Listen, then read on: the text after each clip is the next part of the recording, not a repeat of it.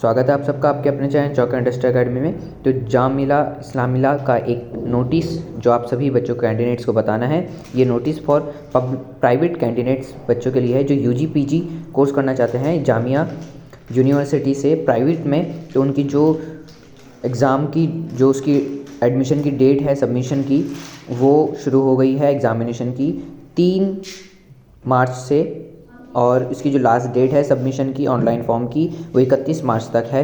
तो आप इसको इस नोटिस के थ्रू आप अपना जो एडमिशन और एग्ज़ामिनेशन जो आपको देने हैं उसमें आप अपना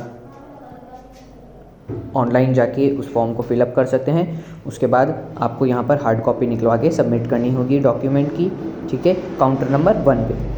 तो इस तरह का ये पूरा प्रोसेस है। तो आप इसको अच्छे से ध्यानपूर्वक पढ़ लीजिए। आपको डिस्क्रिप्शन में इसका लिंक भी मिल जाएगा जहाँ से आप इसको डायरेक्टली जाके अपना एग्ज़ाम फॉर्म भर सकते हैं, ठीक है। तो इसी तरह की वीडियोस देखते रहने के लिए हमारे साथ जुड़े रहिए, बने रहिए और चैनल को सब्सक्राइब करना ना भूलिए।